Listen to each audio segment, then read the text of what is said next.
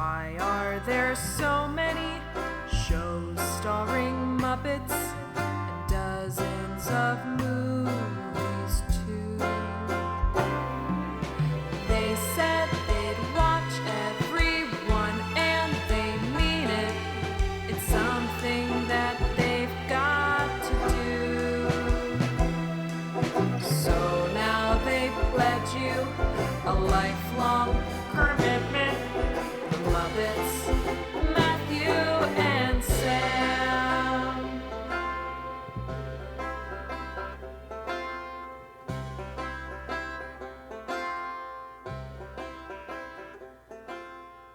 Welcome to Commitment, the podcast where two friends have vowed to watch all things Muppets. I'm Matthew Gatos. And I'm Sam Schultz.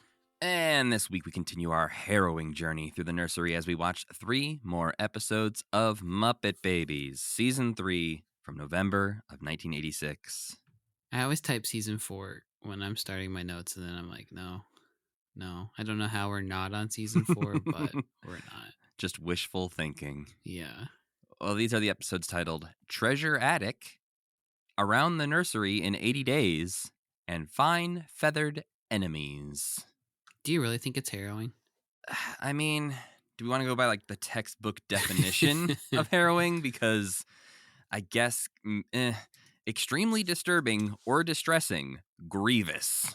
Oh, it is grievous. I think it's grievous. Heartbreaking, agonizing, painful are some of the synonyms. Yeah, sure. I don't think it's disturbing. Sometimes it gets slightly distressing, but it is grievous. They've made too many episodes. A grievous amount of episodes, if that's what grievous means. Very severe or serious. So no. Well, yeah, they've made a severe amount of episodes, if that's what severe means. Severe. Very great. Yeah, there you go. I got there eventually. Well, yeah, we have now watched 38 episodes That's of Muppet it. Babies. No, I would guess it was 100. I honestly am surprised by that. I'm sorry to report, Sam, that we are only 36% of the way through Muppet Babies. But before we talk about Muppet Babies today, Sam, I was curious about something. You're always curious about something. You're always asking questions. I mean, I'm just, lifelong learner over here. I want to learn. I want to learn more about you, Sam. I want the people to learn more about you, because I'm also curious how you keep your life organized. Oh, not at all. I'm saying your calendar, your notes apps. You have a Notion or an Airtable for your life that you use to keep everything for organized. For work, I have an Airtable to keep everything organized. Work is like mandatory stuff, life. though. No, I don't have any of that stuff. Like, I just keep it all in the dome. You don't have a calendar for your life? No, I know everything that's going to happen. I just remember it all. We're going on vacation in July. I have this every Sunday. Those are the two things I need to remember. That's the two things that happens. What else is there? No, really, I've never really had I've never had the need for that, because I really do. Even at work, it's just like I very rarely forget things and very often am late with things. But I can be like 6 months late with something and still in my head be like, I gotta do that still. It's still back there. It's still back there, and I know it's back there. Okay, so a calendar wouldn't help you be on time. No. Because you do remember it. My life is so busy that I don't even need a calendar. I just assume every minute of every day I'm spoken for. And Rachel remembers everything too. So everything's fine. I really don't. I don't have anything. No personal calendar, no personal nothing. You don't keep a to-do list in your notes app or anything? I keep a list of baby names for Addams Family characters.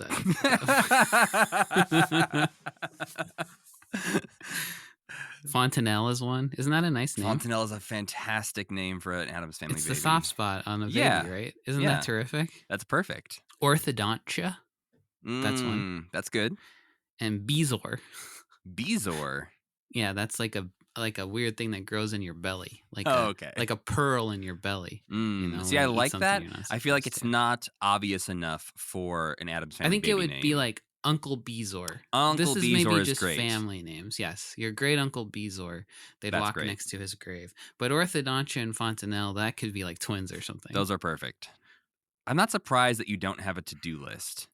I am more surprised that the only reason you use a notes app is for Adam's Family baby names. I have a list of the names of everybody in Rachel's family, so I can remember their names.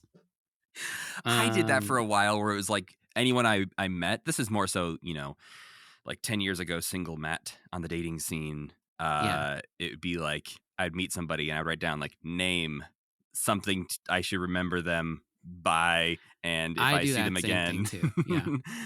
And then you have to be like, oh, I gotta send a text real quick. And then you have to find that person and figure out who the hell they are. Yes. Yeah. How is your dog? I also have I noted an idea I had for a drink that has a spinach tortellini on the rim of the glass instead of instead of a lime. It would be like a Bloody Mary. Okay, I was gonna say that's the only acceptable the spinach tortellini. Yeah, there's no other drink that it would make sense to have pasta. But that would be pretty good, wouldn't it? Is it just because it could grasp a cup? Yeah. Okay, that's the only reason. But so these are the important things that prey on my mind. Wow. Everything else is just a small detail compared to Orthodontia and Fontanelle, my future children. See, if I don't have things written down, nothing gets done. I have to have a to-do list for my weekends, my everyday, locking up the house at night. I will easily forget anything. I just had a timer, so I do, like, I remember to get my laundry out of the dryer. Like, all of this stuff will slip my mind very easily if I do not write it down somewhere. Then what do you use? Usually, yeah, it's usually my notes app for my to-do list, and then Google Calendar. Devin and I have like a family calendar where we'll put things on there, so that way. I think most people do and should have that. Probably it's fine. I just don't. But it's really helpful, more so for like, if we're gonna do a commitment Patreon exclusive live stream, I can just pop that on the old calendar, and Devin's like, "Oh, I saw you're live streaming next week. Cool. Now I know that you'll have the car." That's nice. Yeah. When you only have one car, like me and Rachel do, that is good. She's got a lot of meetings and stuff. I have kind of the opposite problem, I feel like, almost, where I am so weighed upon by all of the things that I have to do. Yeah. And I remember them so vividly in my mind that I'm just like, dear God, life is an endless litany of to-do lists and nightmares. So I just think all the time about everything I have to do until the day that I die, basically. Now I think my follow-up to the how do you keep your life organized question is, how do you fall asleep at night with your brain doing that? I stay up until 3:00 in the morning, and then I just go. Then you just collapse wherever you're standing. Basically, yeah. Yeah, anytime I do anything fun, I'm always thinking I should be doing so-and-so.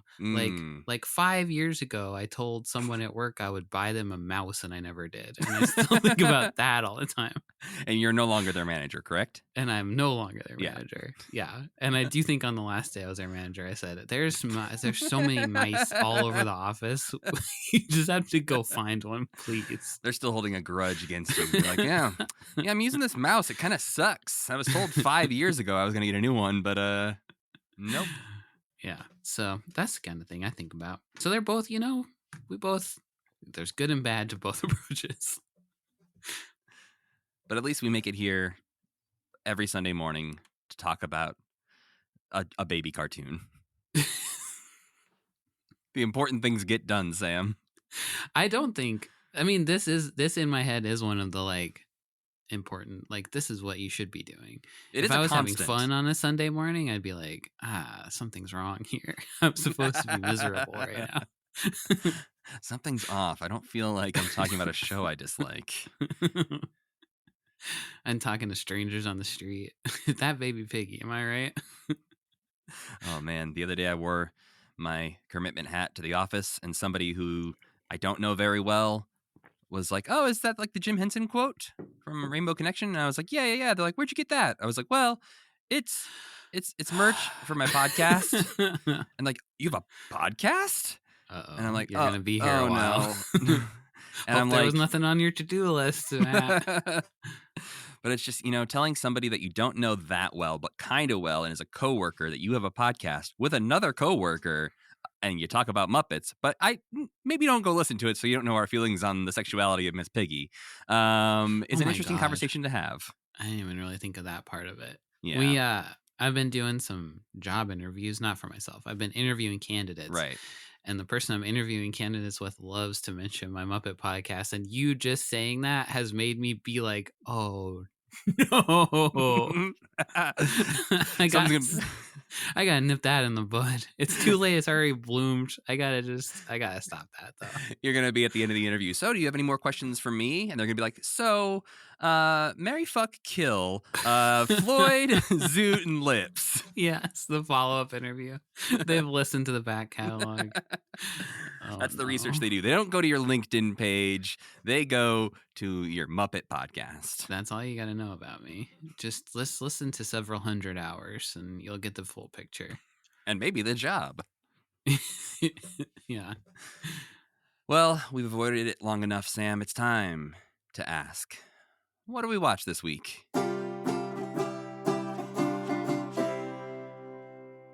It's November 15th, 1986. Your friends came for a sleepover last night and you stayed up until 3 playing Duck Hunt. Blearily, you all wake up the next morning to watch cartoons, as is your duty as a child. You already know that your friends are going to want to watch Muppet Babies, so you turn the channel to CBS when 8 a.m. rolls around to watch the episode Treasure Attic.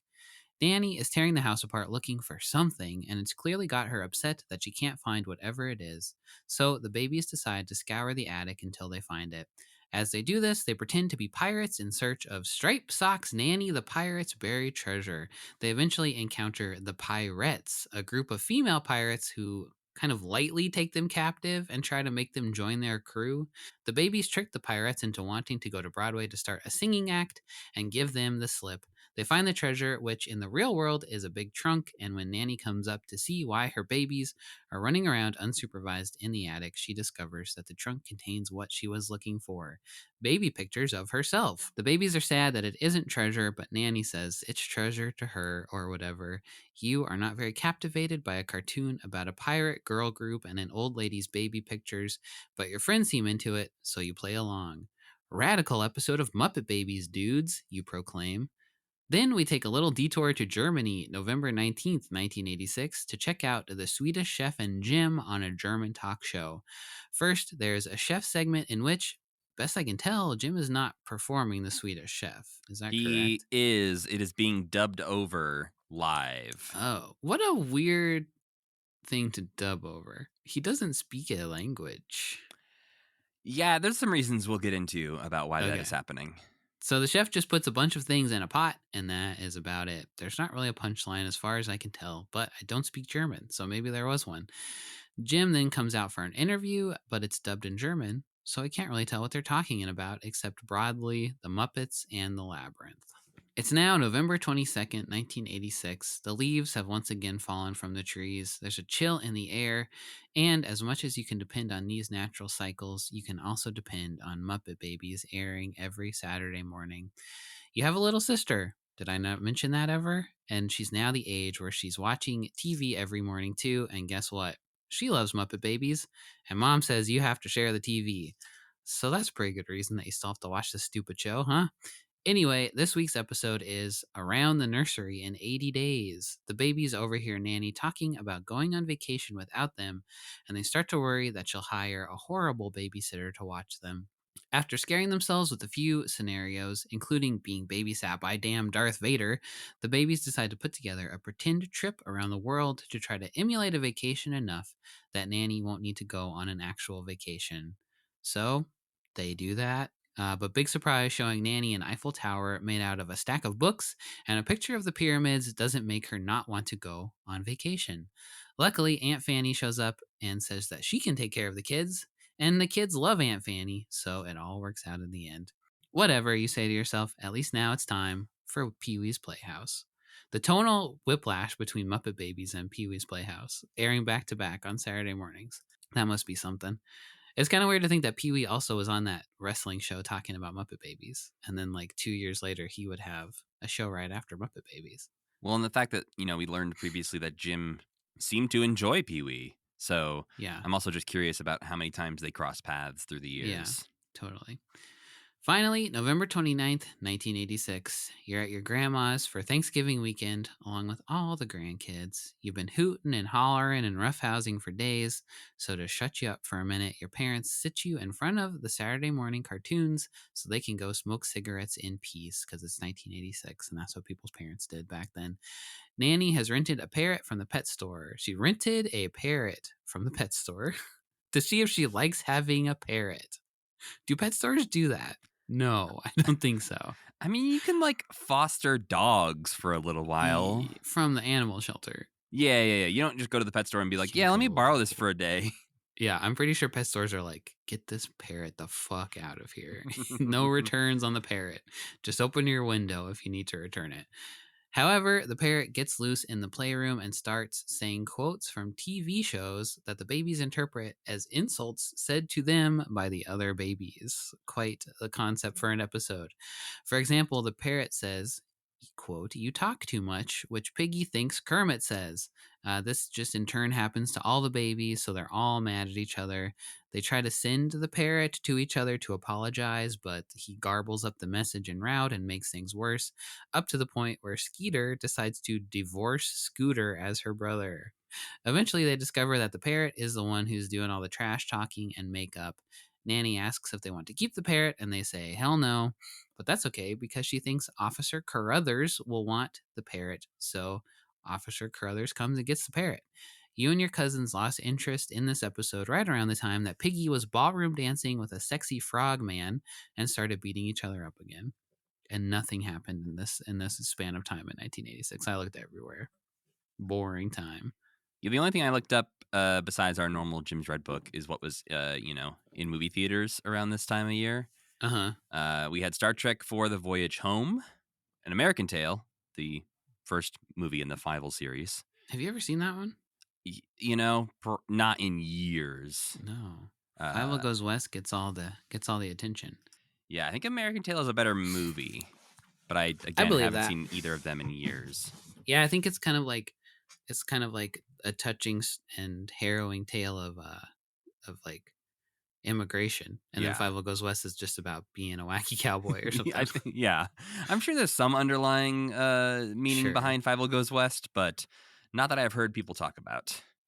No. But yeah, you had Hoosiers came out that month as well as Disney re-releasing Song of the South. I did see that. I looked at these movies too, but I was like, nah, none of these I really care about. Yeah, but Song of the South is like hot right now in a way because they just redid Splash Mountain, right?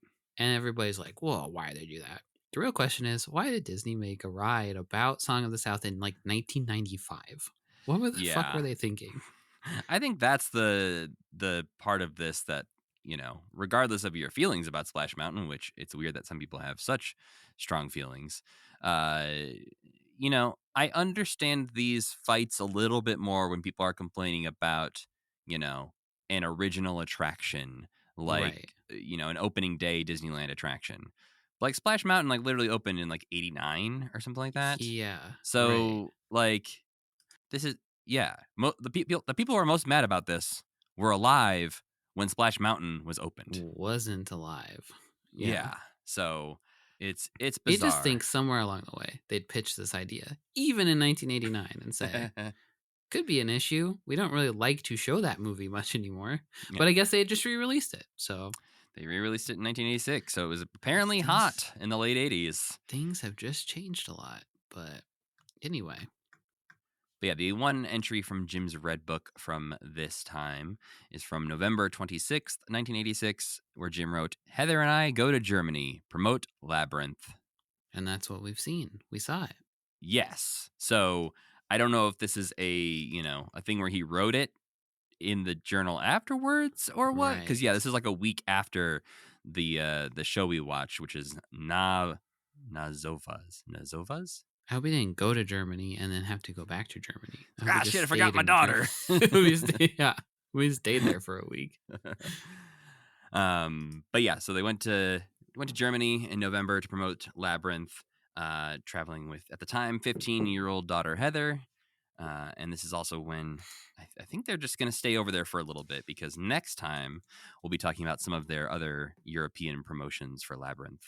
Did Kermit make it into the Thanksgiving Day parade this year? It looks like the Kermit the Frog balloon was in the Thanksgiving Day parade again this year, but it doesn't look like Sesame Street had a float in the 86 parade. So I think it was just the Kermit balloon being reused. Next year in 87, it looks like Jim and Kermit accept an award that has to do with the Macy's Day Parade. Okay. One of the balloons is Baby Shamu. Remember Shamu? Were they just trying to make a Shamu balloon and like, it looks a little small? What do we? There was like a whole Shamu family in a Shamu cartoon. Do you remember any of that? I remember the Shamu craze. I'm saying, what makes Baby Shamu look different than normal Shamu when it's like a 60-foot balloon? It's cute eyes and eyelashes. That's what it is. Also, I think. Is this a Muppet Babies inspiration? Because yes, it's gotta be. Baby Shamu. Shamu's not cute enough. We need Baby Shamu. Also, wait a minute. Shamu died in 1971. Shamu is like Dread Pirate Roberts. They continue his name beyond the original Shamu. Okay. Because, yeah, I feel like, there was a Shamu show at SeaWorld. Yes. That's what happened. Oh, Sam. Yeah. Oh, no. Uh-oh. I found the list of the names of the Shamu shows throughout the years at SeaWorld. 1971, we've got Shamu Goes Hollywood. Oh, baby. 1974, we've got Shamu for mayor. I'd vote for him. Why not? 1975 to 1977, Shamu the Yankee Doodle Whale. What could that... What? He fights in the Revolutionary War? I think he's celebrating the bicentennial. If they had killer whales on their side, the flotillas of the British wouldn't even be able to get to America. Crossing the Delaware with 2 orcas on your sides. On top of Shamu. 1977, Shamu goes to college. 1980, What? This is Shamu. We have to reintroduce Shamu. We've gone too far afield. Yeah, remember Shamu? This is Shamu. From there, they get much more boring, where we have Shamu Take a Bow, Shamu Celebration, Shamu's Water Symphony, Baby Shamu Celebration. So, yeah, not as exciting, but also SeaWorld is a hellscape. So I'm kind of glad it went downhill. Yeah, I don't think whatever they were doing, like, they were probably shooting fireworks off this poor whale in Yankee Doodle Whale. So, but what? So they apparently had some night shows, some of them called Shamu Rocks, but one was called House of Douse. Okay, because you're getting splashed by all the water. You're getting wet. Is Shamu's pee in that water? Where else would it be? It's got to be in there. What a horrible, horrible thing. They don't have like a orca litter box. Shamu's Christmas Miracle. Is Shamu the baby Jesus? He has to save the baby Jesus from a time-traveling Judas. I'll get baby Jesus before he can be a thorn in my side. Oh, Sam, you've written the best SeaWorld show I've ever heard. Gets them all wet. Like, my one. Yeah, he's like, I'll get, if I have to stay perfectly dry or else I'll be zapped back to my own time. Hopefully nobody gets me really wet. Baby Jesus was born right next to Shamu's tank. This should be fine. Everything should be okay. Wow, we've written a great Christmas play. We've written a great Shamu show. We just have to go back to 1971 so we can... when people have a higher tolerance for these things. And not get wet. Oh, we also can't get wet. Yeah, because that is, as everybody knows, the one weakness of time travelers. Of time travel, yeah. Well, before we get too far down the Shamu hole, he's got a couple to choose from, so... We all know which one you were imagining. The head one. Yeah, the nice one. Let's talk about the November 15th, 1986 episode, Treasure Attic. The babies are trying out stamp collecting, Sam. Every baby loves stamp collecting. Obviously. Great concept to hang an episode around. They didn't have iPads, Sam. They didn't have Pokemon either. Yeah, no And Pokemon. Pokemon is basically stamp collecting for this generation. Nanny wouldn't buy them a Nintendo, so No. they were stuck. Nanny got to get these kids a Nintendo. They would really stop being so rowdy. That would kill their imagination right quick. Yeah, just every Muppet Babies episode is just them sitting in front of the TV playing Nintendo.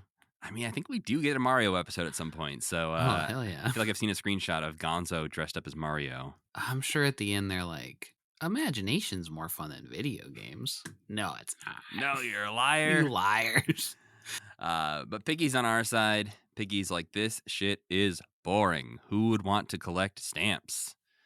Even though all the other babies seem pretty into it, Gonzo shares his stamp, which is celebrating the birth of the space age.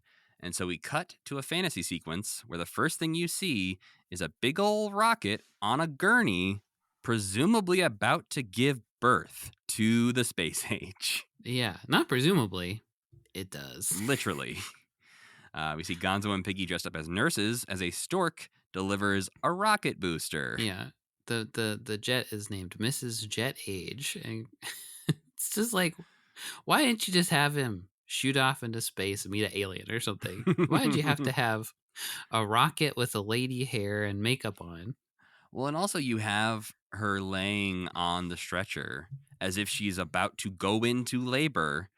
And I was terrified of what that was going to be on this show. Just slide out the bottom of her. Right, like she just shoots a rocket out from underneath the covering. But to have it be the stork delivering, like she didn't need to be on a stretcher. No, she could have just been hanging out. She could have been at home. Be like, my stork delivered my baby. She could have been at home. What's her home? She was in a hangar. Yeah. Which I guess is her home. As a spaceman, what did you think? How did you think that was? As a spaceman? Yeah, you love space. I guess. Is that how it happened? Yeah, exactly. Storks decided, you know what? It's time for space. This is time for the space age. I think I was so just thrown off by that. Like the moment they showed her laying on the stretcher, I was like, what is happening? What's happening here? And then almost by the time you finish parsing it, the thing is over. And then you're like, what the fuck? Well, and I think it's one of those two where you're like, well, I know what I think could happen is not going to happen. So what is going to happen? Like they're not going to show them delivering her baby. They cut to like a clip of a baby being delivered. Like actual live film footage of a baby being born. Uh-huh. But suddenly there's a bunch of noise in the attic that startles the kids. But the kids want to investigate whatever this noise was in the attic. But it turns out it's just Nanny coming down in distress, looking for something, not paying attention to the babies whatsoever. Just mumbling to herself. Yeah, I don't remember. Piggy says something to her about like, Nanny, look, we're doing this. And Nanny's like, yeah, that's nice. Nobody can feign that much interest in stamp collecting, even Nanny. Yeah, I feel God bless her. The last batch of episodes, we learned more about Nanny's lore and like what she did growing up and her toys and all this stuff. And then now we're learning that like Nanny is just done. Nanny wants to move on. Nanny needs a vacation. She's got to go on vacation. It's setting on her that these babies are going to be babies forever. She's trapped here. She's got to get out. She's going through a bit of a crisis. She needs to hang out with her sister. She might buy a bird. Like, that's not a... She's trying to make big life changes. Yeah, she's going to buy a bird. That'll fix it, Nanny. Well, the babies want to help her find whatever she's looking for, even though they don't know what it is. So they decide to go into the attic and help, even though they've never been in the attic before, and they're not allowed to go in there. They're not allowed up there, as they should not be. Nobody should be allowed to go in the attic. Well, just your dad. I was to say, not no one, but definitely not babies on their own. So the babies get all their climbing gear on, which is mostly just goggles and winter gear, as they head up Mount Attic. Great. Keeping up that tradition of fantastic. Yeah. Really good names. Halfway up the staircase, Animal, who was part of the climbing troupe at the beginning of this journey, suddenly becomes the abominable snow weirdo. I feel like in this episode, but in this batch of episodes, but this one in particular, they fade to what the babies are actually looking at while they're imagining more than they ever have before. Yeah. Like, you wouldn't normally see, first of all, you wouldn't normally see one of the babies, except for Gonzo, I guess, sometimes taking the role of the villain of a piece like this. Well, Animal does a lot of times, but it's usually this is a specific problem I had with this batch of episodes. Multiple times in this batch of episodes, Animal plays the villain, which he's done before, but usually the babies are surprised that suddenly Animal is here ruining our fun time. Because he's just doing something kind of unrelated to what they're doing. Right. But he's like knocking a bunch of books over or climbing up something crazy. Yeah, but it's like, oh, he's he's Godzilla knocking down the building or something. Whereas in this, 2 times he starts off playing with them, like he's climbing the mountain with them. Later on, he's playing Star Wars with them.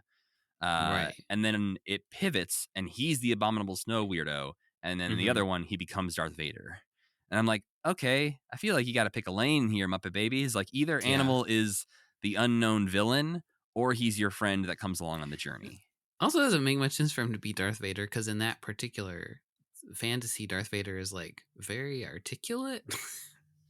They also had to ground it where it's like, okay, half the time they're all pretending that Nanny is Darth Vader, and then suddenly he's Animal. So they're trying too hard. Yeah. And in this, I don't know why Animal would be called the abominable snow weirdo when clearly that term has always been used for Gonzo. That bothered me too. That didn't make any sense. And then Gonzo's Gonzo Schwarzenegger. Yep. Even though nothing at all changes about him when he says this. Buff or anything like that. Make Gonzo buff, please. Make Gonzo buff. We're going to get it going, guys. We're going to get a buff Gonzo one way or the other. And we cut back from their winter fantasy to find that Animal and Gonzo are just wrestling on the stairs, and Animal launches Gonzo off of the staircase and into their little umbrella holder thing. Everybody else can be hurt except Gonzo. Well, they make it to the spooky attic door. Fozzie scares everyone immediately by telling them there's probably ghosts in the attic. He's probably right. No, there's pirates, which, whatever. Well, he is saying there's going to be ghosts. Yeah, right. No one expects pirates. That's what makes them scarier. I suppose that's true, yeah. You go into a creepy attic, you expect some ghosts lingering around. Yeah. Animal has no fear, though, and goes and opens the door while everyone else is still freaking out about ghosts. The kids walk up into the attic and get scared by a few things. Notably, they bump into an old record player, starts playing some music. And then Animal hides behind a painting and does the creepy eyes following you thing to creep out Gonzo. The classic Scooby-Doo. Why Nanny has a painting with the eyes poked out of it is another question, but I guess she's got a whole ass haunted mansion attic up there.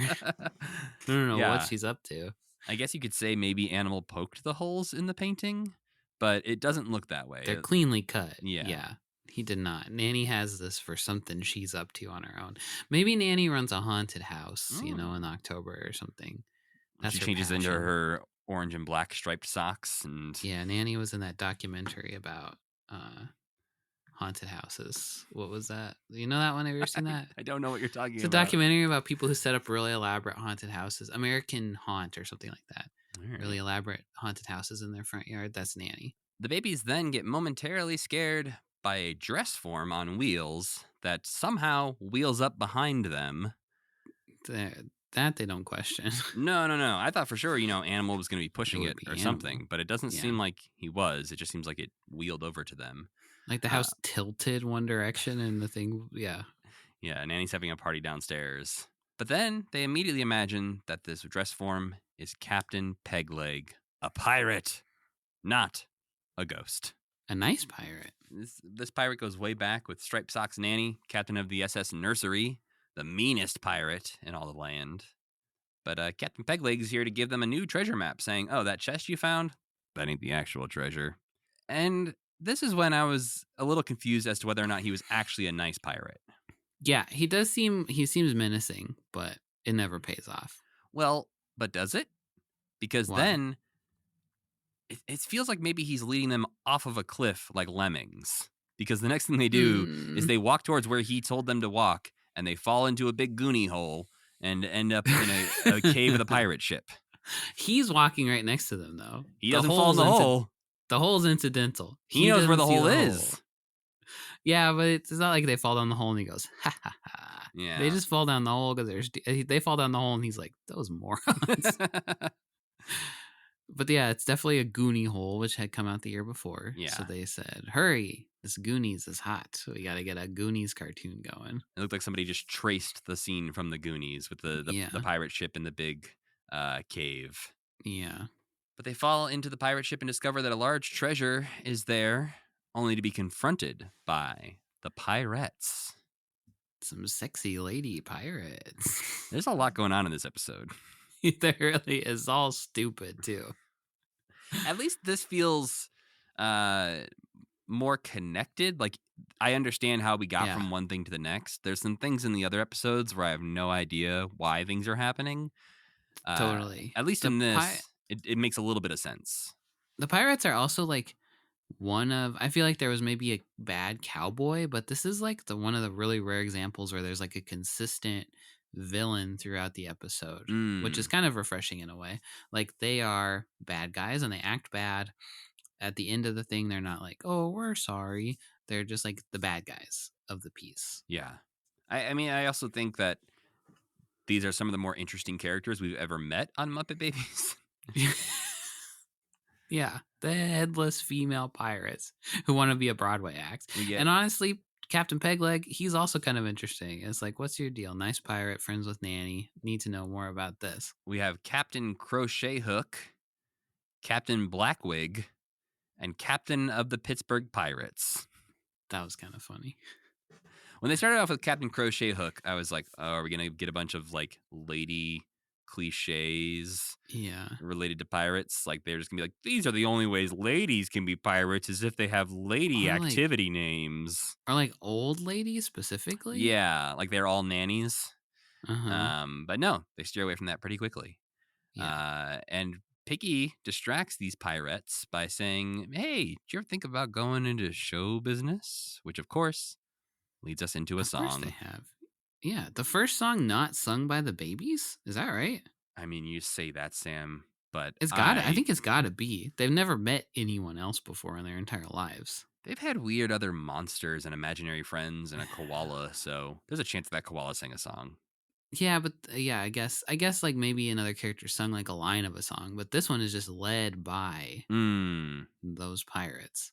It's an interesting song, especially for their character motivation, because they're singing the song mostly about what they love to do, which is pirate stuff like stealing and sailing, and say the words, pirates are all we ever want to be. This goes against the premise of what Piggy's trying to do here.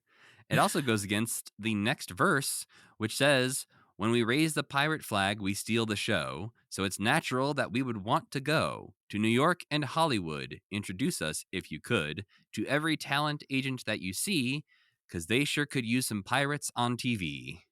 Well, yeah, so maybe this commentary about how the entertainment industry is like they're stealing somehow, you know?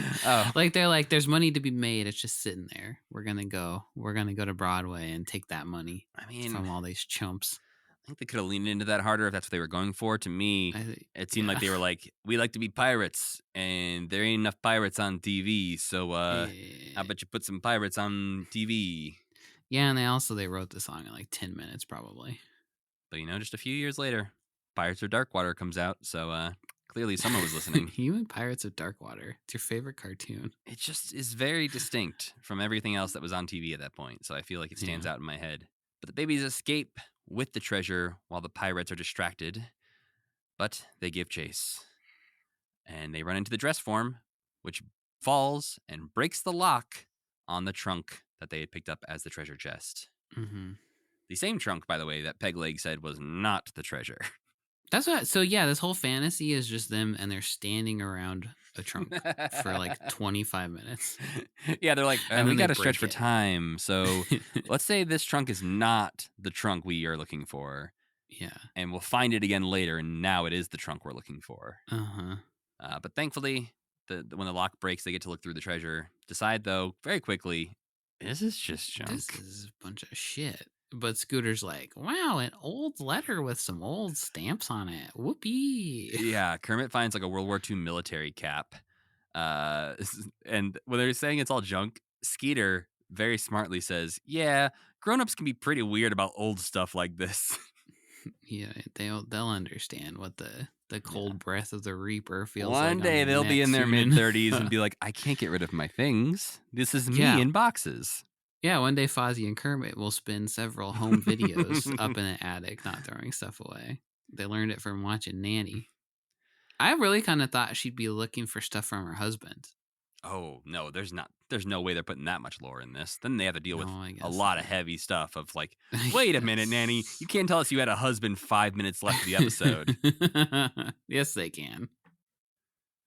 And then he can show up at the end, and then we'll never see him again. Oh, I see. In this scenario, I thought you were saying he was dead. Who knows? It could go one way or the other. Well, and the biggest shock of all, as you mentioned, the stamps actually come back and are important to the plot. Yeah, they've never done this before. Connecting the opening like 2-minute scene, which usually is just, Yeah. it's like a cold open where the babies are doing something with their imaginations. Very, very rarely has that ever had any weight in the actual episode. No. But it does actually come up because Scooter grabs that letter and is like, ooh, these stamps look at least 50 years old. So that means that Nanny's at least 50 years old. I mean, definitely. Yeah. And that's not a surprise, but we're narrowing in.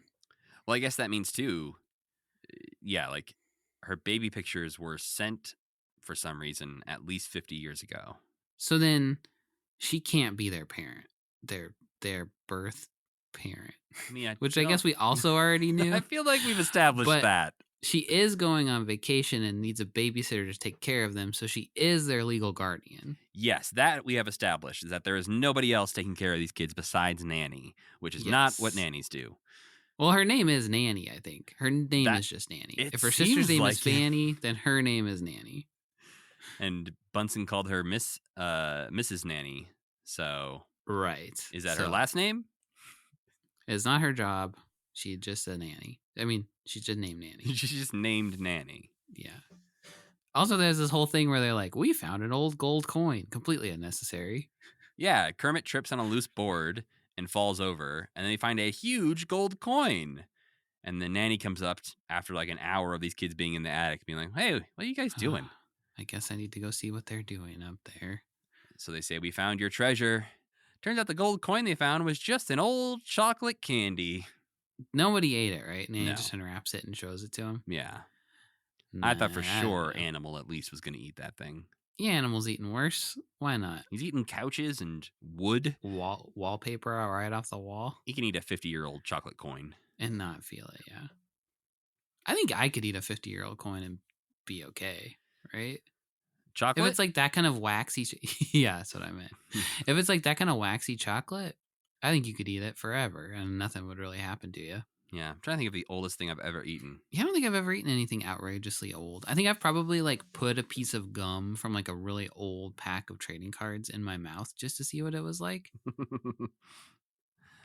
I feel like I definitely at one point in college I went to like a dollar store and they had those little, those like sugar candy cake topper like decorations that were very popular in the 90s. They had those of Mighty Morphin Power Rangers. Right. So this has got to be 2007-ish that I'm finding these. Clearly, they're not making these in the last 10 years. So they're probably like more than a decade old. Probably, yeah, about 10, 15 years old. I bought and ate those. I bet sometimes, though, you eat like... Sometimes I think like the Necco wafers and stuff. Or like some of that sugar candy. Yeah. It's like, did they just make all of this 45 years ago and they're still selling this old candy? So I bet there's some stuff you eat that's way older than you think it is. Anyway. Yeah. I mean, cheese, that's definitely real old. They age that. Yeah. Anything they have to age. True.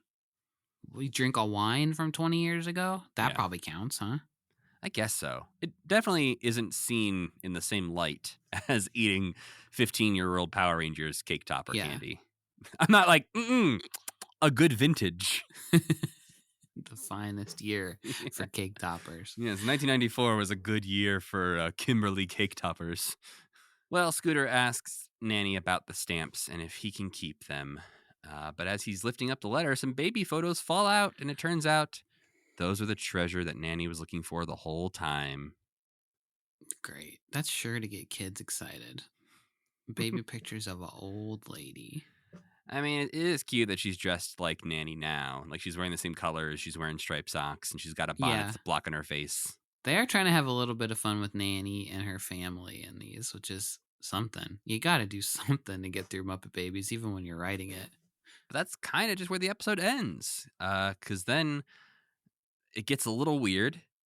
Gonzo has a moment where he's like, oh, Nanny said that the treasure was baby photos.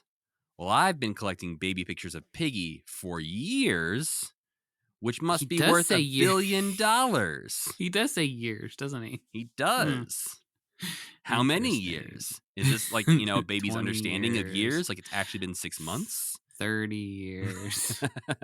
50 years. Since Muppets Take Manhattan, I've been collecting baby photos of Piggy.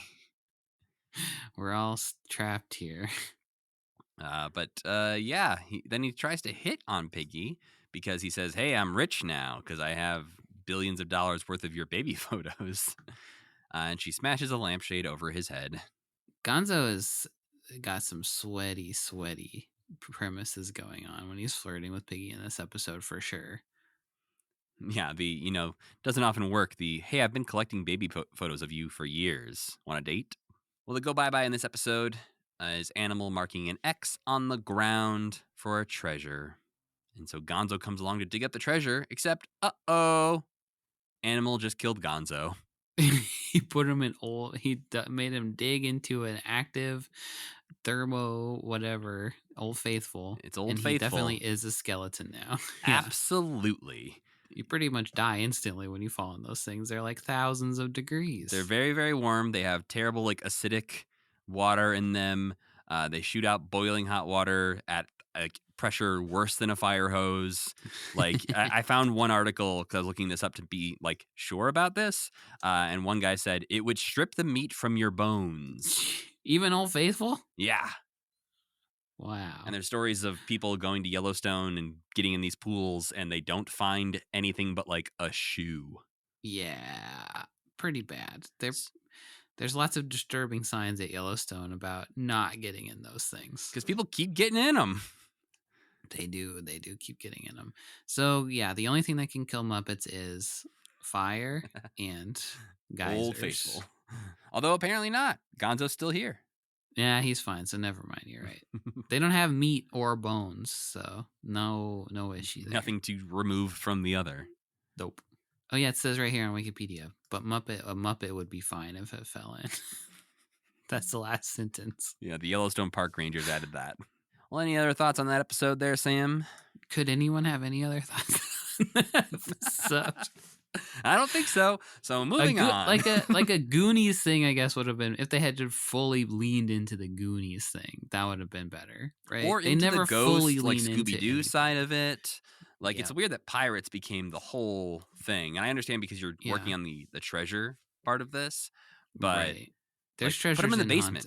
I feel like a Yeah. basement is more piratey, and that's a very weird sentence to say. I know that doesn't necessarily track with anybody else, but in my head, if you're digging for treasure, you go down. Well, yeah, and the treasure, the Goonies ship is in the basement of Earth. Well, before we say any other ridiculous shit, let's move on to November 19th, 1986. The show Nazovas. Clearly, sorry, don't speak German. Nope. Nazovas. Where That sounded more right to me. Yeah, I just need to say it enough times to convince you, and that's all we need. But this is a show that was quite popular, I believe, from my research in Germany. And again, I used the YouTube auto-translate captions to figure out what was going on here, and it kind of helped. So we get the host of this show introducing the greatest chef in the world, he says. And then we hear someone who is very clearly not Jim as the Swedish chef. I believe Muppet Wiki says that Jim is puppeteering the Swedish chef, but that Eberhard Storik is the one doing the voice of Is the that who Swedish they chef. bring out and talk to later? That is the man they bring out after the Oh, Swedish okay. chef in that very confusing segment where you see Swedish chef, you see a random man, and then you get to meet Jim Henson. Right. So the auto captions obviously had a very hard time with the Swedish chef segment because he is speaking mock Danish during this part. After the Swedish chef segment, he brings out the man who did the voice of the Swedish chef for that bit, Eberhard Is the Storik. Swedish chef talking in? Is he speaking in a way you can understand? No, I No. believe it's just mock Danish. Okay, because he does sound like they sound like they're having an actual conversation. Which is And why the skit's bad too. The skit is just like putting stuff in a pot. Yeah, it's just kind of a whole head of lettuce, some dry pasta, and just it's not But good. they're laughing and laughing. Yeah. The people watching. And yeah, this man, Eberhard Storik, was apparently, a famous enough voiceover actor for the kids in the audience to appreciate him. But notably, he also adapted the scripts and voiced for the German language versions of The Muppet Show and Fraggle Rock. And was also the script adapter of the German dub of Dog City. Oh, great. So He's got kind of a swagger to him, too. He looks like a cool guy. He's got some necklaces on. He just kind of has that attitude of like, yeah, I'm in Dog City. Big deal. Well, on The Muppet Show, he did the voices of Swedish Chef, Beaker, Crazy Harry, Robin the Frog, Uncle Deadly, Link Hogthrob, Animal, and was the singing voice of Scooter. They're mixing and matching over there. And he would go on to play them for years in various specials and things. And he would also be the singing voice of Gobo in Fraggle Rock and played Gunge. And then eventually, once they started to air Muppet Babies in Germany, he would be Baby Beaker on the dub of Muppet Babies. Oh, they got adult Beaker to be Baby Beaker. Mm-hmm. Only one man in Germany can make that sound. But Jim gets introduced, and this is where the auto captions were much more helpful because they were not during the Swedish chef part. But Jim gets introduced, and the host's first question is asking, hey, where are the Muppets at? You've been doing Fraggle Rock. You're doing Labyrinth. When will Miss Piggy come back? Interesting. Yeah. And Jim says the characters will exist as long as people want them to, and that he always has fun playing with those characters. Okay. Non-answer, but sure. Yeah. Then the host asks about Muppet Babies. He's like, well, you're doing a show, right, about like Baby Kermit and Piggy. And Jim reveals that this show is currently not available in Germany yet, but hopes it will come out next fall. So the fall of 1987. I mean, it did. We know this guy played Baby Beaker at some eventually. point. Yeah. That's right. And then they Baby throw to a Beaker. clip of Labyrinth, where we get to see the Bog of Eternal Stench scene. And when we come back from that, it's an interesting turn. The guy asks Jim, basically, from what I could glean from the captions, do you think there's a danger in making the characters look too real and too believable because it could take away from children using their imaginations? Oh, okay. Yeah, he's basically saying, like, now that you're making more realistic-looking characters, do you think kids' imaginations, like, are less used now? And Jim pretty much says no. He's like, I think kids can still use their imaginations with this kind of stuff. So, yeah, it doesn't seem like a big threat. No, but at least I like somebody asking him some different questions. It's an interesting thought, yeah. That's pretty much where it ends, is they just talk about Labyrinth coming out soon. I feel like everybody's always trying to get this guy. They're always trying to ask him, like, are you going to corrupt the youth? He's got a weird job. He does have a weird job. I guess when you're making children's media, that's like a fair thing to ask about. He's got a weird job, and he's also a pretty public person. Like, he's going on the Tonight Show and things, and so people are like, yeah, you got to be prepared to answer the hard questions, man. But it's not like Arnold Schwarzenegger always has to answer questions about, like, well, he's just an actor, I suppose. Not just an actor, but he's not making the movie necessarily. But it's not like everybody gets asked, like, oh, you blow somebody's head off in this movie. Do you think that's bad? But Jim is always like, do you think that you put too much slime and goop in this movie and that kids are going to be scared? I mean, I think that's probably the Sesame Street curse. That's true. That he does have the children's entertainer thing. That's right. Which he's tried to escape from throughout his entire life. Yeah. I mean, talking about Kermit's penis a few weeks ago, for God's sake. On the topic of Jim in general, we just obviously had our episode recently talking about Jim Henson Idea Man. I wanted to bring up that Ron Howard was also recently on Conan O'Brien Needs a Friend, Conan O'Brien's podcast, talking about the Jim Henson documentary. And in that, they both reveal a lot about their experience with Jim Henson while he was alive. Because Conan? Conan knew Jim. What? Because Conan was at Harvard working on the Lampoon when who was running the Lampoon? Lisa Henson. Oh. And so Jim That's would come crazy. down from time to time. And at one point, after they were shooting The Dark Crystal, they so the timeline here, I believe, is that at this point, after Dark Crystal, Lisa Henson had gone off. She was working elsewhere. She was done at Harvard. But for some reason, like the Henson shop offered up one of the Skeksis thrones to the Lampoon, the Harvard Lampoon. And we're like, do you guys want one of these thrones for the Lampoon? And they were like, yes. And so Jim told Conan, like, okay, well, you have to come to New York in like 2 days and pick it up. And he's like, Oh, no. Okay. So Well, they in like that rented case. a van and drove up to New York to go pick up a Skeksis throne, which is apparently still at the Lampoon offices at Harvard. Whoa, that's amazing. And I also learned through that Conan O'Brien, this is again pre-Simpsons, maybe Saturday Night Live era. I don't remember when I don't remember his resume, but definitely pre-talk show. He was an invited guest and was present at the memorial for Jim Henson. Whoa. So he's in the church, in the memorial that everyone has seen. Whoa. So he was just like probably just like straight up friends with Lisa. Was that the one it was? Yeah. Whoa. But That's so cool. It seems like he was, knew the He was Henson at the family. funeral? Yeah. What the heck? It's kind of wild. I had no idea Yeah. that Conan had so many connections to Jim Henson.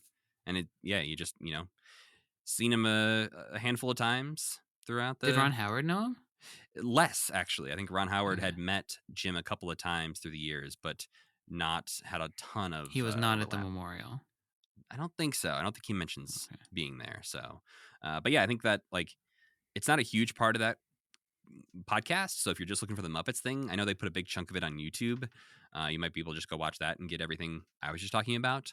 But yeah, it's pretty interesting to hear that I had no idea Conan overlapped with Jim. That is very surprising. It's too bad he didn't have his show at the same time that Jim was alive. Because he probably that would have been fun. Yeah, Jim would have been a great guest. There's a part in that episode though where Conan gets something wrong about the Muppet pipes. He's talking about the Muppet pipes and says that they painted those pipes during their SNL days. Which is not the case. Way before that even, right? Yeah, it was in the 60s when they were waiting for Mike Douglas or something like that. What an idiot. What an idiot, Conan. All your other stories are suspect now.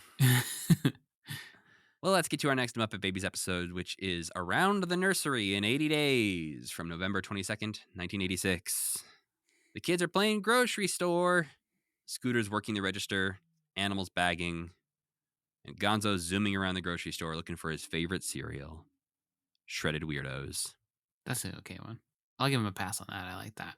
I guess. That's just like a Shredded Humans cereal, though. That's true. Where do those army men come from? At some point, there's like army men smashing everything up. They're in the grocery cereal store. box. They're the toy. They are in the cereal box. Why wouldn't you have a G.I. Joe in a Shredded Weirdo brand cereal? That was like, I saw that and I was like, I don't understand what happened. And I usually will go back and see, but this time I was like, I can't be bothered this time. I think the weirdest thing for me is that when you cut back to the real nursery, Gonzo has the G.I. Joes and a smashed open box of cereal. Yeah, and he's like going nuts. And that's why I was kind of like, I got to see what's going on here. But then I was like, I don't. This isn't going to be important in the episode, so I can't. But he is being like a bad little boy, you know? Well, because they're all playing grocery store and they have like random toys and they're being like, this is eggs, this is milk. And it's like a rattle or something like that. And Gonzo's the only one with real food that he's wasting. Yeah. Right. Grind it into the carpet. Yeah. And the kids all decide to bring their crap to Nanny because they did her grocery shopping for her. We're delivering your groceries. Thanks for this bag of disgusting booger-covered toys. Now I have to wash my hands. But as they take their groceries out to her, they hear her on the phone saying she's going to go on vacation for about a week. She says on the phone, I really need a vacation. I think it's funny else, like, at the end of this episode, the setup for this is something that they've misinterpreted, and that Yeah. she's like, oh, we're all going. But at the end of it, it is like, you are not going. I do need a vacation from you. Yeah, you misunderstood the part where you thought I was like leaving you alone or with a stranger. Yeah. But the part about me actually leaving and leaving you behind, that is actually happening. That's true. I can't stand you Yeah. anymore. And also it's bad that she's going on vacation in a week, I believe, also for a week, and she hasn't lined up childcare for her 8 children. Yeah. It's like, you want to do that maybe guess. before you buy the tickets to wherever you're going. Yeah, I do that for my dog. If we're going on a trip, the first people I email is our dog sitter. So Yeah. they overhear that she's definitely not taking them with her, and this leads to them having to imagine what happens when Nanny goes away. First, Gonzo imagines that they can stay up as late as they want. Yeah, it's funny that then they imagine this and it does like the imagination wave, but they're just still standing in exactly the same place as they were before. Well, and also like Gonzo's imagination, he's like, we can stay up as late as we want, is them having fallen asleep in front of the TV. Uh-huh. Like, I guess that just means like they stayed up late enough that the color bars are on the TV and they don't have to sleep in their cribs tonight. That does rule when you got to do that as a little kid, though. But when you say we could stay up as late as we want, I would imagine you'd throw to like them imagining partying, celebrating the countdown for midnight or something. Yeah. Yeah. Oh, a countdown to midnight, that would be great. That would have been a good thing to do. But it's just bizarre. We gotta to be like, get in this writer's room, Matt. We gotta send our packet in. It would be hilarious if we sent a packet in for a Muppet Babies episode to CBS. And then Fozzie imagines that they can leave their clothes all over the floor. Woohoo. I wrote that this is the worst fantasy they've ever had. Well, and Piggy imagines they can eat as much as they want of anything they want. And they say things are going to be great without Nanny around. But they know it's not true. They're hollow inside, you can tell. Well, and also a weird moment during that fantasy is it seems to be a compounding fantasy. They have stayed up late, they have thrown their clothes around, and they've eaten everything they've wanted. Because at the end of it, Animal seems miserable. They're getting worse and worse. Yeah. But then the episode shifts a little bit, and now Piggy's going to imagine who their babysitter will be. Yeah, it takes them almost half the episode to get to the around the world in 80 days thing. I stopped twice during this episode to make sure I was watching the right episode. Yeah. Because I was like, certainly by now, they should have hit the title of the episode. Yeah. Well, Nanny Piggy is who Piggy imagines, which is just a nanny-sized piggy in nanny socks. Whose head you can't see, and it's creepy, and Gonzo's into it. Well, she also, she picks up Gonzo and sort of folds his nose into his mouth, just like Piggy would do. Mm-hmm. But yeah, this nanny is pretty much just a big piggy. Yeah, it's like looking at Gonzo's DeviantArt page, basically. This whole part is. Here's a piggy that can step on my neck. She then dresses up all the Muppets just like little Piggy. We cut back to the real world where Piggy has put Gonzo in one of her dresses. Yeah, Gonzo's in a dress a lot. This is like maybe the fourth or third time he's been in a dress in this show. Yeah, at least third. I think. But yeah, we've seen Scooter in dresses. We've seen this. And this is again like, the whole Gonzarella controversy that happens in like 2018, 2019. It's one of those things where it's like, hey, this isn't a new thing, folks. Yeah. Calm and down. he's like, Piggy? And you think he's gonna be like, I don't want to be a dress anymore. Yeah. He's like, you forgot the bow. Yeah, it's so good. Until she ties it around his nose, of course. Well, Animal wants to imagine their next babysitter, and they're like, what if our babysitter is ugly, smelly, and hairy? And Animal's like, hell yeah. That's my friend King Kong. Yeah, yeah. Who he's been friends with before, I believe. We've seen King Kong a couple times. Yeah. But King Kong reaches into the nursery. Because it's public domain, probably, huh? I don't know if it would have been. They didn't give a shit. Yeah, no, they had the rights to Star Wars. I don't think they gave a shit about public domain, except when they need a weird old caveman stealing a lady from a ladder kind of film. Yeah. which they also haven't done much of Gonzo looking at like Three Stooges kind of clips in a long time. No, he hasn't looked in the closet. Like the times he's looked in the closet this episode have been like pertinent to the plot. Yeah, He they hasn't actually just go wandered into the off on his closet and no own one is scared. and opened it and been like, oh, there's a robot. Yeah. Man, we've lost Animal's crayon imagination. We've lost Gonzo's closet. I was also thinking that Skeeter doesn't really do very much of anything anymore. No, it really feels like they went for, we need another girl. What should we do with her? Should we make her interesting? No. We're just going to tick the box of, we have another girl. Well, during this is definitely one of the times where I was like, how is this going to become an 80 Days homage? Because we just keep going with King Kong. But then Kermit interjects and says, you're all getting worked up over nothing. It'll probably just be a really nice lady. And then Fozzie says, but what if she's not a lady? What if she's a man? A man babysitter in 1986? Well, and they don't do a joke What? there. They just end with his concern and then move on. Well, it kind of that leads into Darth Vader, right? Doesn't Kinda. it? I guess kind of is right. Because But- like Fozzie says, like, what if she's a man? And they don't really do anything. And then Gonzo looks out the window and it's like, it's an Imperial Star Destroyer. I guess I took this as being a natural outgrowth of his concern that it's a man, and the only man they could think of was Darth Vader. I guess so. It was just a very weird, like, non-joke It is moment. It is a weird segue to be like, there's an Imperial Star Destroyer outside for sure. When the door could just open and it could be Darth Vader, and it could be like, it is a man, it's Darth Vader. Yeah, just like an extra right. beat too much. But, you know, thankfully we learned that even the bear doesn't want to be in the woods with a man. Wow. Do you think of that while you were watching the episode? Of course I did. This is when we get to meet Nanny Vader. We see Darth Vader clips of him walking in at the beginning of A New Hope, along with just other clips of him standing around that they could dub over. And just a miserable Darth Vader impression. Yeah, it feels like, I'm pretty sure it's Frank Welker doing, Yeah. pretty Megatron, close. basically. Yeah.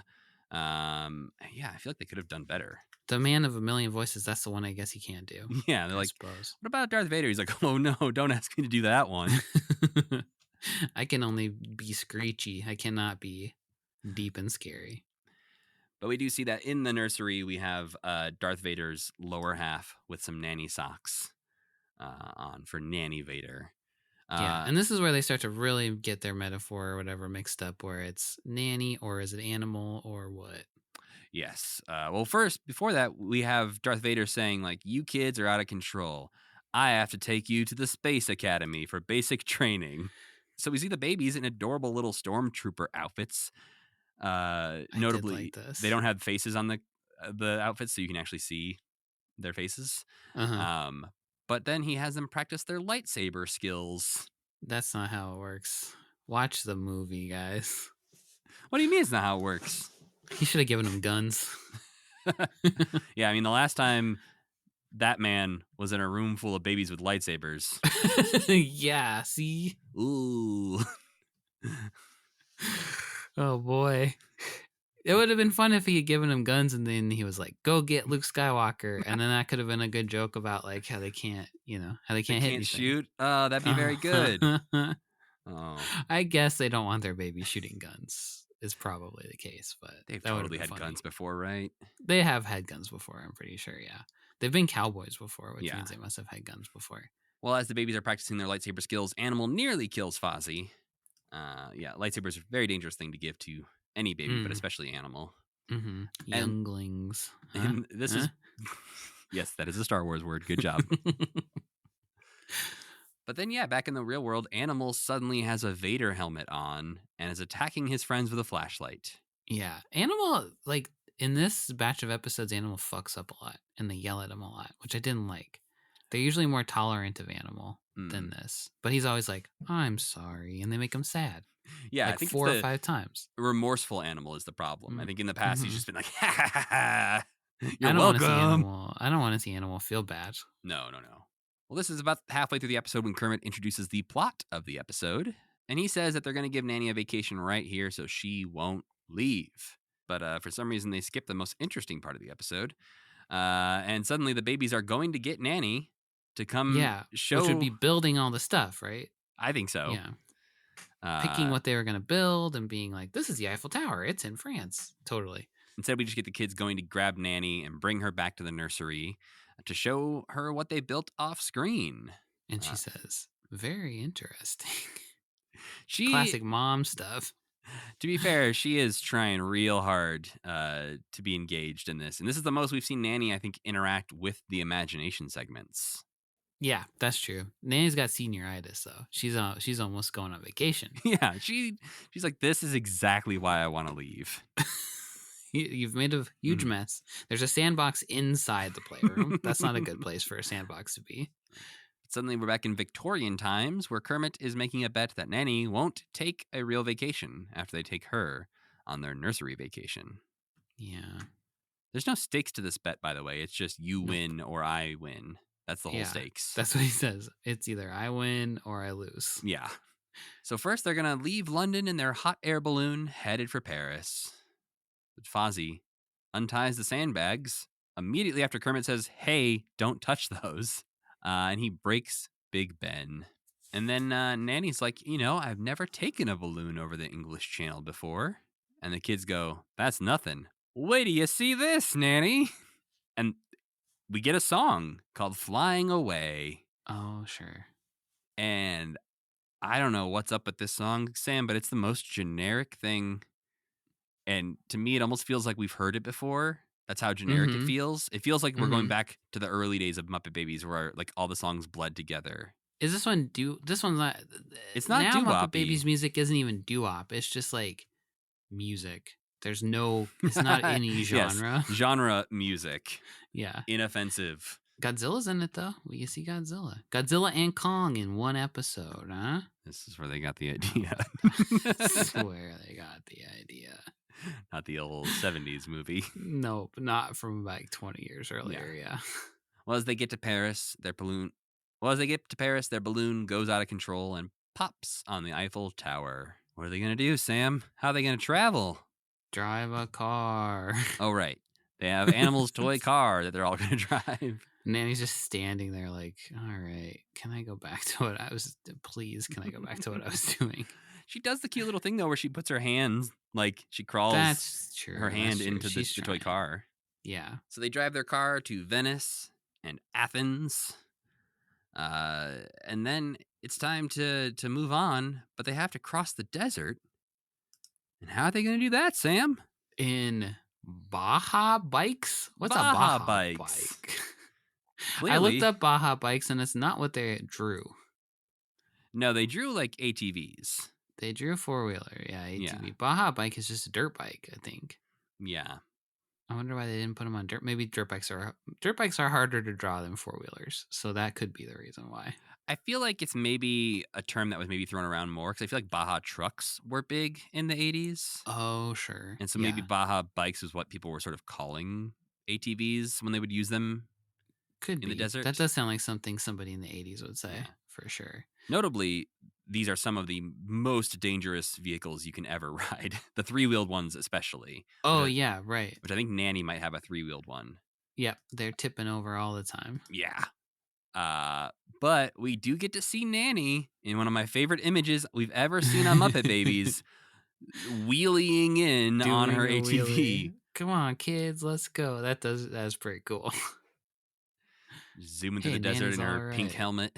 First time we now know, for sure, Nanny has a human-sized head. It's proof positive. You're right. She could have been a monster from the, shoulders up. Yep, we're slowly getting a picture of Nanny.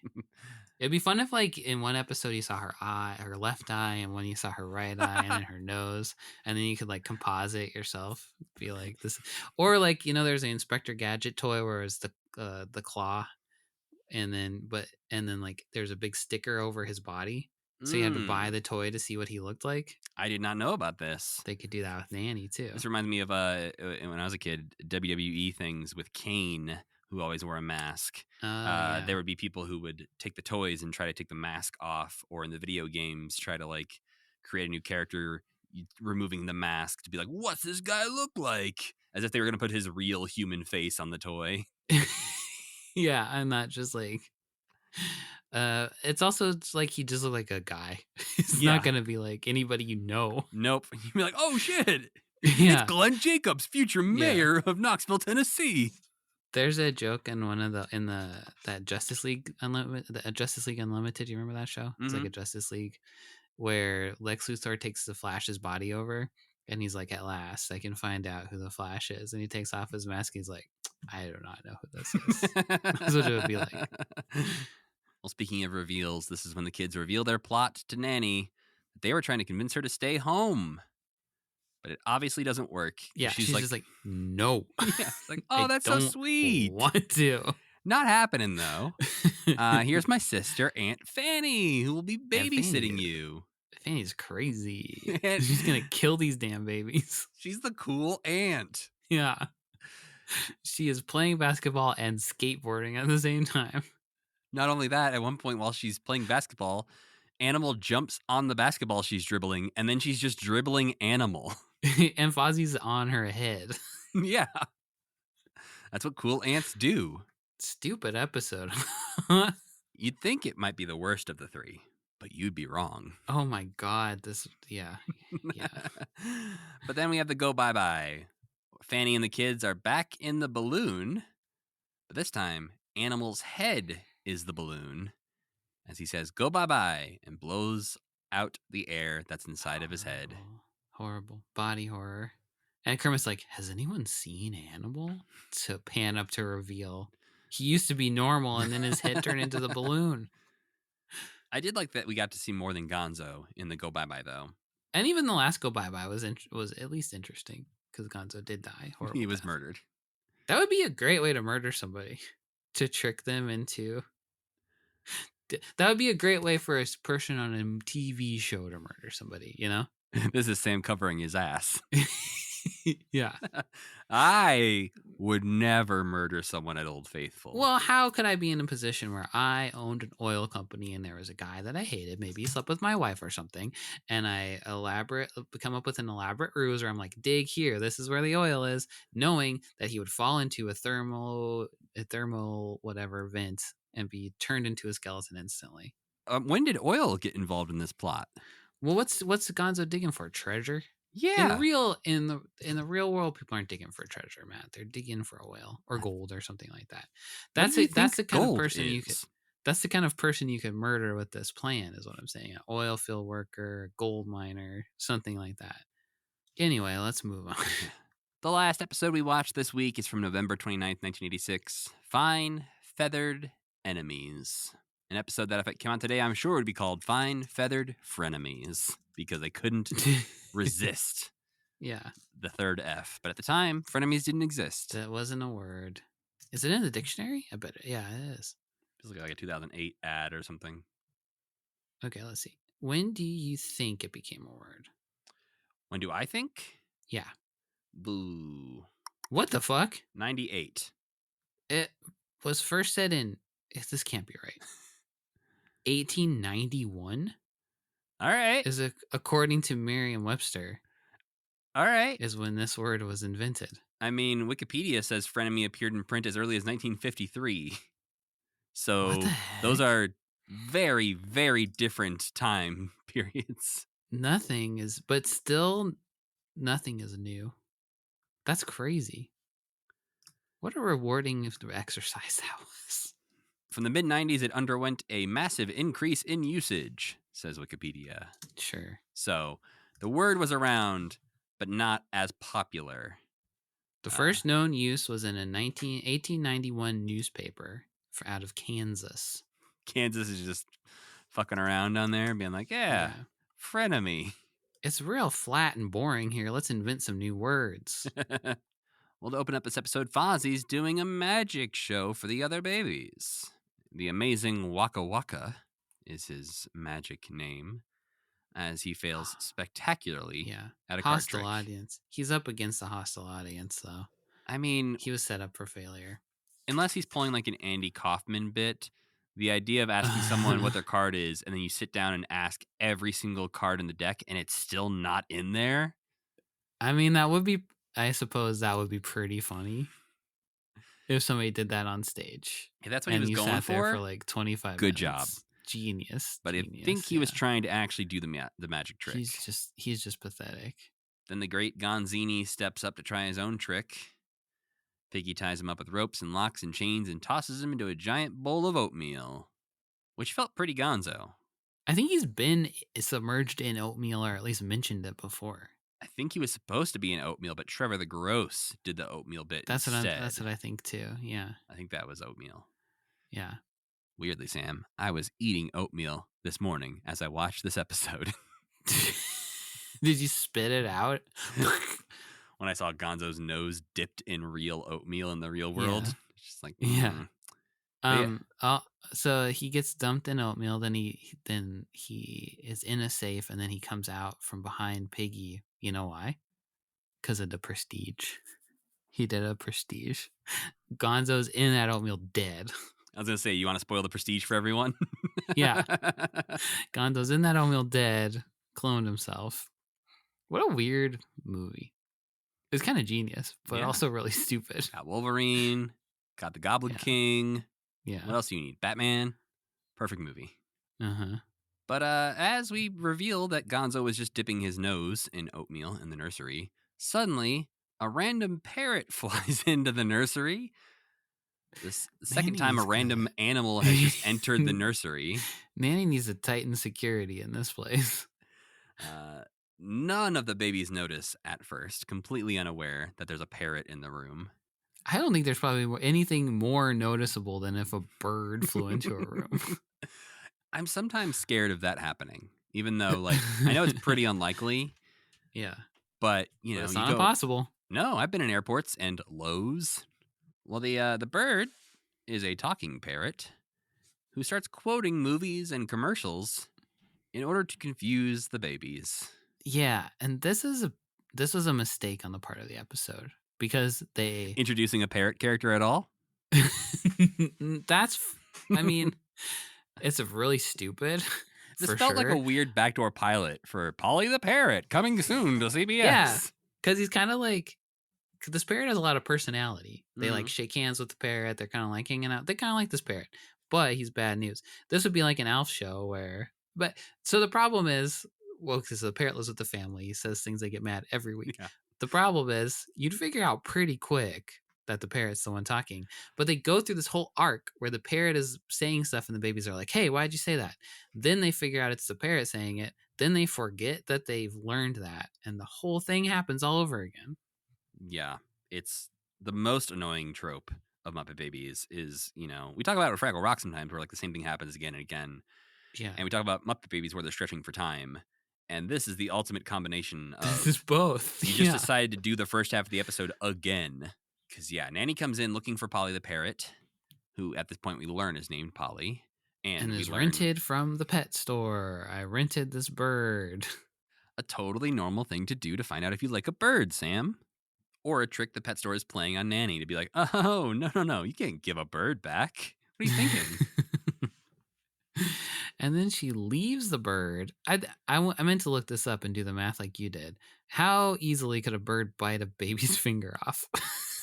Oh, I see. I was like, what math are you doing there? Is the age of the baby important? Is the age of the bird important? Well, I was going to see the how biting hard a strength parrot, of a I could see how hard a parrot would bite. Then I would see how hard it is to get a human finger off. Then I divide that by like 2/3 or something to see how strong a baby's finger is, I suppose. I mean, a macaw could definitely bite through your finger. This is not a macaw. This is smaller than that. Mm-hmm. I think like a green parrot or something. Yeah, I'd say it would hurt. I don't know if it would be strong enough to bite through a baby finger. I've been bitten by some birds. Does it hurt real bad? Depends on the bird. Toucan doesn't hurt at all. Too big of a mouth. Being bitten by a toucan is one of the weirdest things. Their beaks are not made to like crush nuts and stuff like macaws are. So that's why macaws could easily probably break your bones. Right. Toucans' beaks are pretty much just a fruit catching receptacle. So they're not like made to crush. So when they like clamp on your finger, it just feels like somebody has like a pair of tongs and is like plastic on your finger. Like it feels like nothing. Poor little losers. Yeah. Like there's like no pressure there. It's just like clamping on a little bit, but That's interesting. I would have guessed it was like scissors or something, and they just go shink Yeah, no. right through you. it was one of those things where I was worried about that, and then Jesse was like, "Oh no, just let him bite you." I'm like, okay. Hmm. Yeah, this is the point at which Nanny tells the kids that she's going to leave Polly with them. And then we hear the line, "Wow, our own talking bird," says Rolf, the talking dog. A talking dog who's friends with a talking pig and a talking bear. If anything, and a this talking animal frog. is a lot less impressive than your friends, Yeah, who it are can't giant reason or- frogs. Yeah, it doesn't have hands. But Nanny does leave the kids in charge and says, "Don't open the window because sometimes Polly picks the lock and gets out of his cage." Which I guess must have been what happened and why Polly flew into the nursery in the first place. Yeah, that doesn't really pretty. I guess it pays off because he does escape. It No, they seems helped him unnecessary. escape. They let him out. Oh yeah, never mind. You're right. There's a whole fantasy sequence about that. Yeah. An unnecessary line on Nanny's part. The people who wrote the episode were like, "We gotta explain how the bird got in here." No, you don't. A koala got in there. Yeah. Wait, you say the koala picked the lock at the zoo? No. I mean, I was waiting for this to be another zoo thing because at one point he says something about the San Diego Zoo. Yeah. And I was like, oh my God, are we saying this bird flew here from San Diego? Like wherever that's supposed to be? Maybe they live there. They live right Maybe. next to the zoo, and that's what's going wrong. I mean, they must live close enough to a zoo. The koala was there. But that is not the case. This is a rented bird from a pet store, like a normal bird. For a while there, for a brief moment, I guess, Gonzo starts to wonder if he might be a bird because he has feathers and a beak. But that doesn't really go anywhere because Kermit then interjects with a sad sentence. "If I could fly, I sure wouldn't like living in a cage." No, again, they're getting too real with this stuff. What was the other thing where it was like, we're talking about Rolf going to the pound or something like that? Yeah, there's like a whole episode where Rolf was like depressed about the pound. Remember? Yeah. And these kids have a lot of prison fantasies. Or the zoo. Ralph was depressed about the concept of zoos. Oh yeah, and they the actually baby. they did a lot with that one. Yeah, right. The koala, where it was just like, oh my God, I Right. can't believe we keep animals in cages. Yeah. Not to mention these kids pretty much live in a cage. They're not allowed to leave that nursery. No. I mean, a lot. I guess all babies kind of are like that, though, aren't they? Other babies get to go outside, Sam. Yeah, but they're not. I wouldn't say a baby is allowed to go outside. A baby can be taken outside. They get some time in the yard. Exactly. Well, now the kids are fantasizing that they're going to break Polly out of prison. And so we get a bird prison run by cat guards. Something that annoyed me a lot. One of the cat guards has the exact same voice as Polly the parrot. Yeah, I noticed that too. Why? You have so many voice actors who famously do a billion different voices. So Gonzo opens the cage and Polly flies out and into the closet. Yes, Resetting the our famous episode back to the closet. beginning, where now he'll start quoting a bunch of stuff and confusing everyone again. And the babies don't remember that there's a talking bird as an X factor in their house, or it's like, oh, suddenly we're all being mean to each other. Could it be the bird? Well, The bird that's talking in a voice that isn't any of our voices? Oh, no. And I don't always love doing the like what they should have done because in hindsight, it's very easy for us to say this kind of stuff. Uh-huh. But like it is bizarre that the first time they experience this bird talking is them thinking they're getting in trouble and trying to explain to Nanny that like, I didn't say that, Nanny. Look, we're all covering our mouths. I didn't say Yeah. anything. And so Right. they not only understand what's happening, but they also are having to deal with the ramifications of it being a problem. Right. Versus this is the bird saying things to make them fight with each other.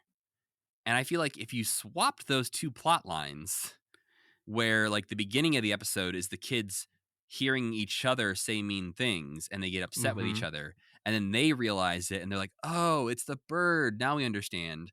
And then Nanny comes in and starts to hear the bird saying stuff. And they're like, no, we promise, Nanny. I didn't say that. Yes. That makes more sense to me. Yeah. Or if the episode starts, they meet the bird, or I don't know, if the bird is there hidden or something like that, it hears them all saying things out of context that then it says in their voices Yes. later. That would have Yes. also made more sense. Well, this is the kids are looking through the closet for Polly. And Polly starts quoting more TV, commercials, etc. and also adds violence to his repertoire. Because not only is he quoting things and yelling at them, but he's also getting into tanks and shooting Rolf in the butt and getting into a helmet and hitting Animal in the butt.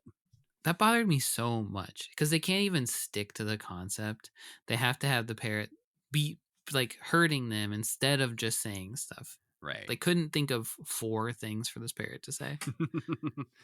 Well, and they can't also think of, I don't know, like the things he says are not specific enough to these characters.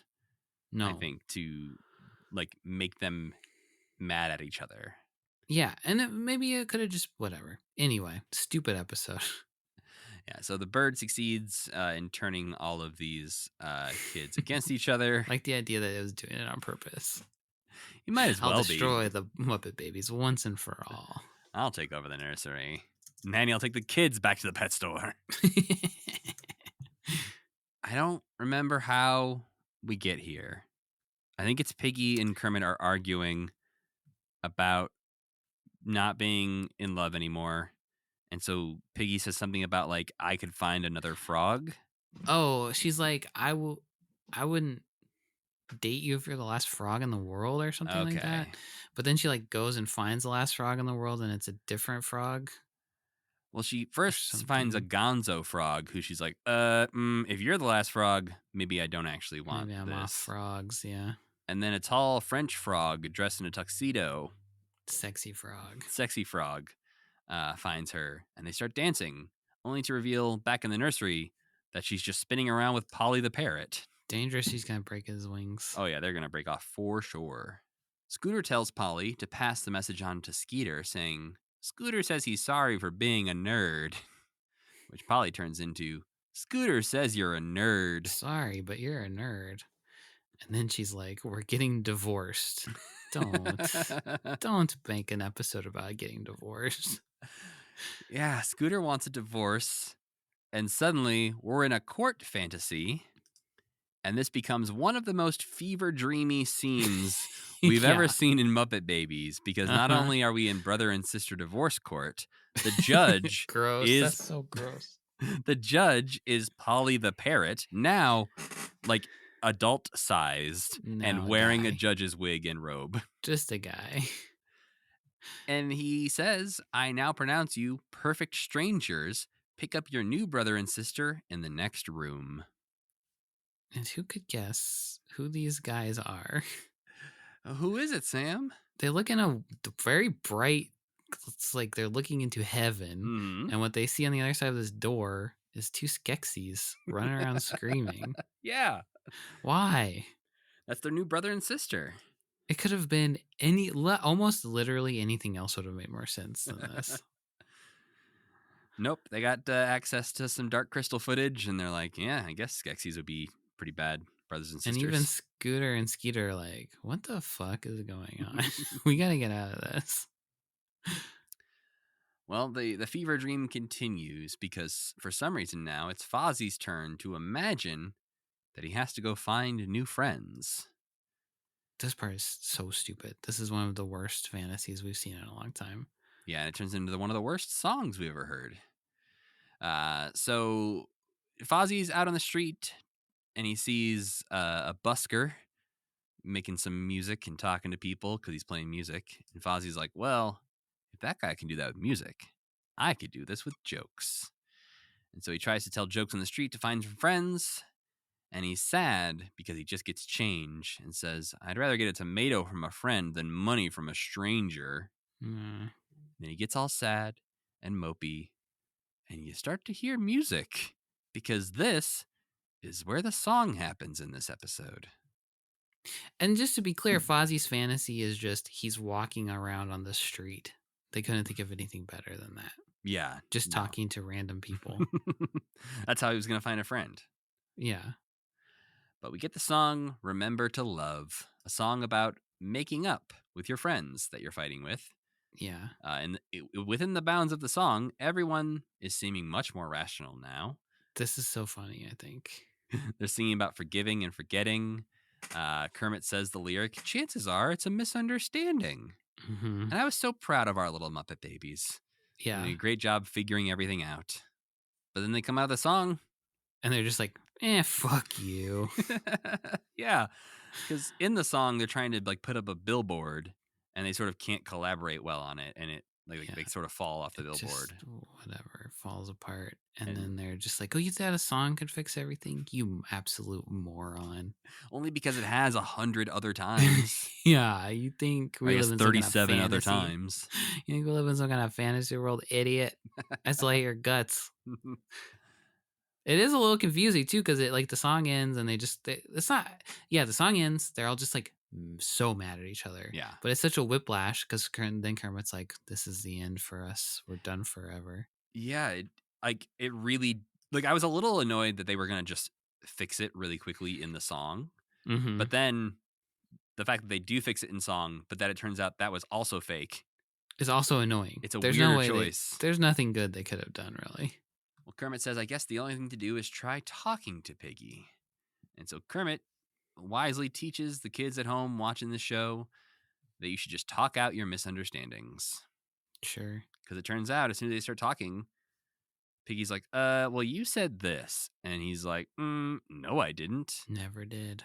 And conveniently, Polly starts quoting all the things he has quoted previously as he flies around the nursery, revealing to everyone, the bird was the one saying the things. Yeah.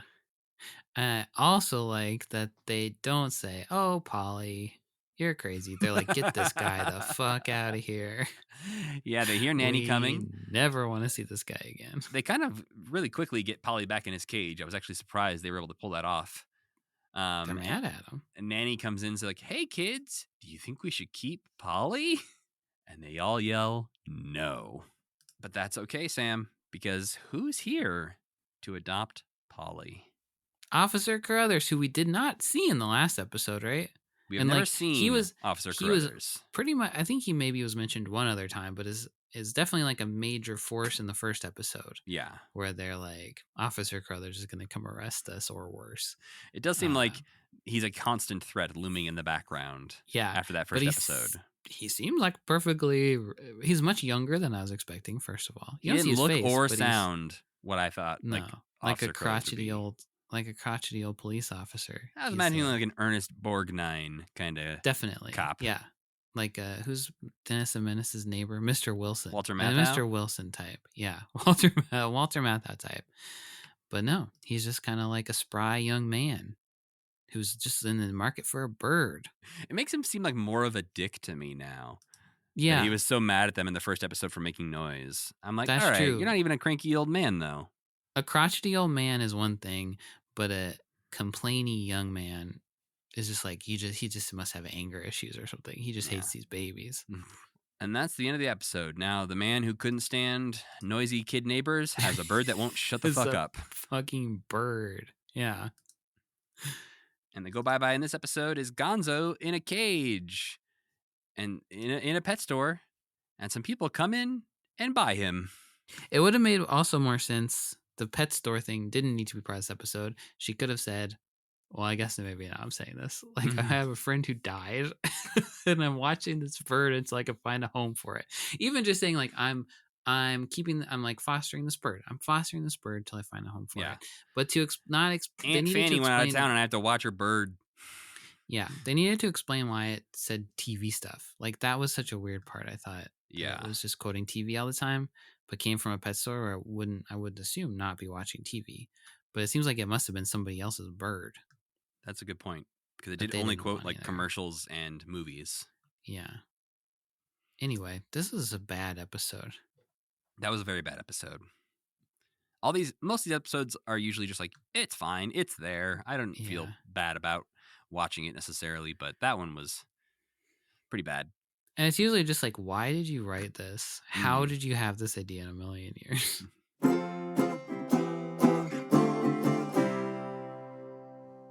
Well, we'll get away from some Muppets now, Sam, as I ask you, what non-Muppet things did you enjoy this week? I started playing this game, Animal Well, which is... I've heard of that. It's like a Metroidvania type of game, which is my favorite type of game. And maybe I'm losing my touch, but it's hard. I'm having trouble with it. And I mean, I have heard it is incredibly hard, and that there's a Okay. lot of things that are not very obvious. That's good to know. That I love that kind of thing, but I feel like Hollow Knight was like Yeah. it was a hard version of those games, and this game is a hard version of that game. Yeah. But I'm enjoying it. Other than that, I can't think. Oh, I watched Anyone But You. You seen that movie? It's the one with Sydney Sweeney and Oh, that. no. Is that any good? I thought it was gonna be better. Hmm. It was not good. It was very like Netflix original movie. I thought the dialogue was bad. Then I watched also what's the Jennifer Lawrence movie? No Hard Feelings. The Jennifer Lawrence one where she has to date the like 18-year-old to try to get him out of a shell. Right. You know that movie? Yeah. That one starts off really funny and then gets boring, but it's very funny at the beginning. All right. I couldn't wholeheartedly recommend either of them, but if you like a romance movie, maybe. I guess No Hard Feelings isn't actually really a romance movie. It kind of starts off a raunchy comedy and then turns into nothing. It doesn't know what it's doing. But it had an idea and kind of was like, oh, I guess that was only 15 minutes of the movie. Well, now what? Whoops. Yeah. Just like Muppet Babies. How about you? I watched a lot of stuff this week, I'm realizing. Finished the new season of Welcome to Wrexham. Mm-hmm. Watched a little bit of the 24-hour of Le Mans race. What is that like a rally race or something? No, What is it's it's just there's like a 3-kilometer, one of those two, long track in France that is, they've been doing this 24-hour race for years, and basically there's just like 60 cars out there, and it's a 24-hour race, and you have 3 guys who drive each car, so they trade off in shifts, and yeah, it's just like the most famous race in the world kind of thing. And right. I obviously didn't watch the full 24 hours because why would somebody? Was it interesting, the parts you watched? I watched the beginning and the end, so yes. Okay. Overnight, I believe there was a 4-hour caution because of the bad weather, and a dog was on the track at some point. Oh, no. So there was a 4-hour long period in the middle of the night where pretty much nothing was happening. Great. Yeah. But we also rewatched The Fabelmans last night. Oh, okay. Still love that movie. I started The Acolyte. I got halfway through the first episode, and I haven't finished it yet. Didn't like it, or you just couldn't finish it for some other reason? Like, paused it to do something else. Had to go somewhere. I don't remember. But then it was just, I have had no interest to go back, which is, I think, more damning than anything. Yeah. I haven't heard much of anything about this movie. About this show. Yeah, it just has not hooked me yet. And maybe there's something more interesting in my future. But the thing we are actually consistently watching is we are trying to catch up on the new Doctor Who season. So we've watched the first couple episodes of the new season of Doctor Who. Still good? You still like it? I do. They are going for it in this new season. They are breaking a lot of their own rules from Doctor Who, where, like, in the past, it might be, hey, at the end of the episode, you're going to find out, Scooby-Doo style, it was an alien the whole time, no matter how magic or fantasy it seems. And this, it's like, maybe it's a god from an interdimensional being or something like that. That seems fine. It used to bother me that they would do that. Like, there's like a Shakespeare episode in particular where it was like a ghost is haunting the theater. Yeah. It's like, that ghost didn't really need to be it's an alien, Sam. Did it? Yeah, no, I think it's one of those things where, honestly, there are still like a lot of Easter eggs for people who have watched Doctor Who in the past, but it really feels like they're making a show for people who are just now deciding to start Doctor Who.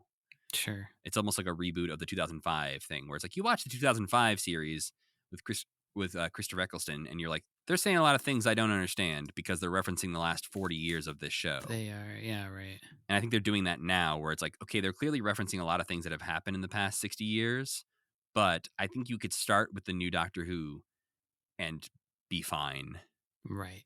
But it's definitely their metaphors are extremely heavy-handed, and they repeat it like 12 times an episode to make sure you get it. And I'm like, yeah, we get it. Stop. So it feels a bit like, honestly, like watching Like, it feels like I'm watching like Fraggle Rock Back to the Rock, which is not a bad thing to say about Fraggle Rock Back to the Rock, because that's a show made for a younger audience, and so you have to be a little Right. bit more clear about your metaphors. Right. Doctor Well- Who, most of your audience is a bit older than the Fraggle Rock audience. Yeah.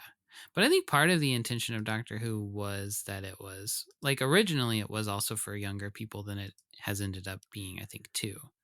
Because I do think it was a little bit like a history lesson was built into some of them, and it was a little bit more. I think that's more about like the British sensibilities than American sensibilities of like the shows they were presenting to their children versus the shows we present to our children here. I guess that makes sense. That Yeah. they were like, Doctor Who wasn't necessarily like less scary than it Right. is now, but they were just like, yeah, that's fine. It's a kid's show.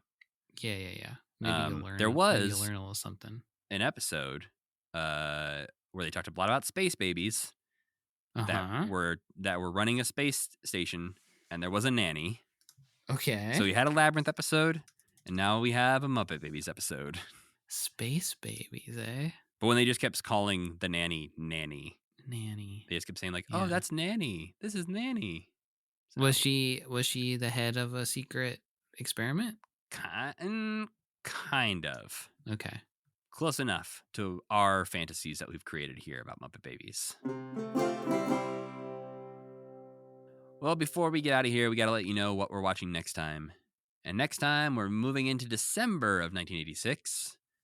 And we're going to watch just a mix of a few very different things. Not Muppet Babies? Not Muppet Babies. First, we'll watch some of the European promotion for Labyrinth, including a Jennifer Connelly appearance on Saturday Superstore and a red carpet TV special from the royal premiere of Labyrinth. Okay. Where we'll get to see Princess Diana be a little reluctant to say hello to Ludo. Oh, is she scared of Ludo? I think she's just like, why is somebody making me talk to this thing? But there's a lot of that we can skim, because a lot of it is just clips of Labyrinth promoting the movie. The Labyrinth Redemption Tour of Europe. But the main event next time is that we'll be talking about a Christmas special that aired on ABC in December of 1986, The Christmas Toy. Okay, interesting. Which you can watch on Peacock if you have Peacock.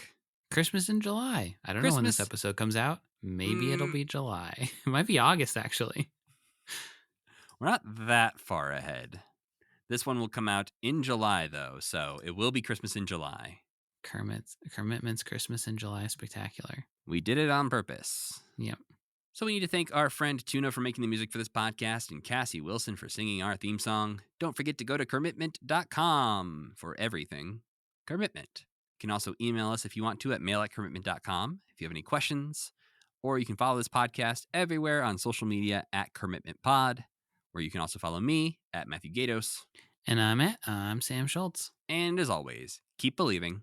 Keep pretending.